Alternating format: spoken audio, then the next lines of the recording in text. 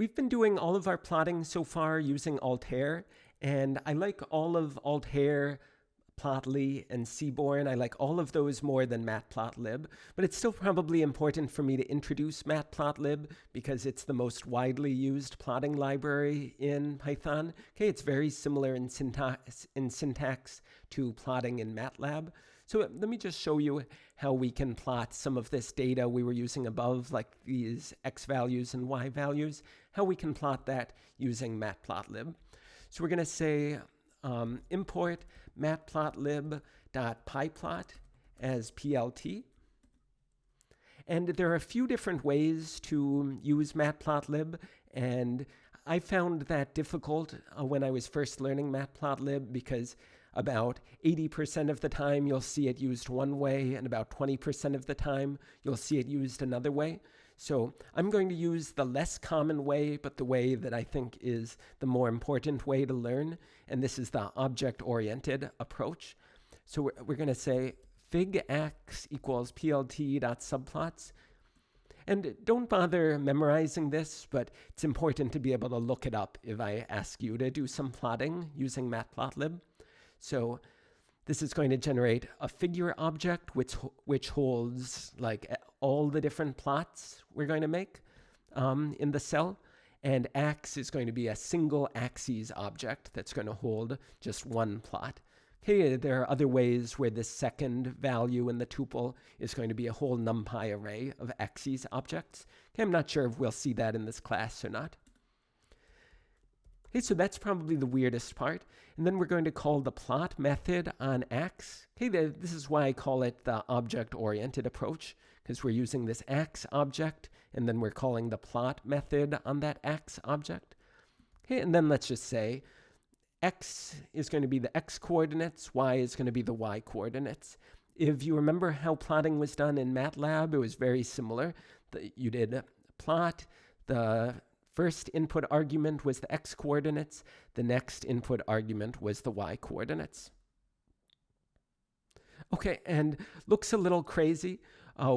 We can say, for example, I don't know if you remember these things from MATLAB, but we can say, let's use black x's to mark the points. Or maybe a more natural way to do this is instead of calling the plot method, we can call the scatter method. Okay, like make a scatter plot. Okay, and then here this makes a scatter plot. And like I've never thought the default values look very nice. If you want to see some options for changing, you can look at plt.style and then the available attribute. And this gives a bunch of different options. And let me just show you one, ggplot, for grammar of graphics plot, which is what all of Plotly and Seaborn and Altair are based on. They're based on this notion of grammar of graphics. And so let's say plt.style.use, and then we pass this string ggplot. And now all Matplotlib plots we make from now on until we like restart the kernel are going to have some different styling. And so let's go ahead and check that. Oops, and I missed one parenthesis. And so you can just see the styles showed up a little differently in this example. If we want to see like what is the true line that was produced over this, we can say, okay, remember we have this reg object, and we can say, I want to predict, and so let's go from how about -2 to +2. And so let's do np.array -2 to +2.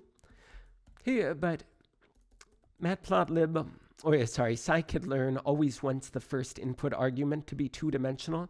So I'm going to reshape -1, 1. So this is like saying, make it into a column matrix, like a matrix with only one column.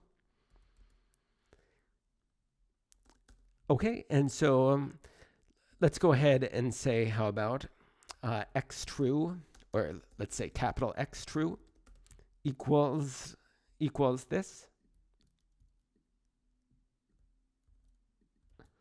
Okay, and then I'll write x true here. And let's say y true equals the predicted values. And if we look at what's y true as I wait for this to run, when we look at y true, what this is going to be, it's going to be a one-dimensional NumPy array, and it's going to say, what do I think? Oh, I need to import NumPy as NP. So when I look at y true, this is the predicted output when the input is -2, and the predicted output when the input is 2. So -173, that looks pretty good, and +147. Okay, that also looks pretty good. So imagine we're going to draw a perfect straight line between those two. And so let's go ahead and do this plotting again. And so let's just also do x.plot x true, y true. Okay, and you can see that here there is this this line that fits the data. And so this line here in red, maybe let's make it in black just to differentiate it a little bit. This line here in black, this is the line of best fit that was found by scikit-learn. Okay, and it's not perfect. Like we saw, the y-intercept of this line was off by a little bit from the true y-intercept. But you can see that it matches this data extremely well. And like, remember though, the y-coordinates of that black line, that came from using reg.predict, okay, with this input of x true. If you were to try to do reg.predict with np.array -2, 2 by itself, hey, it complains that it's not a two-dimensional array. Okay, so that was the reason why we used this dot reshape -1, 1.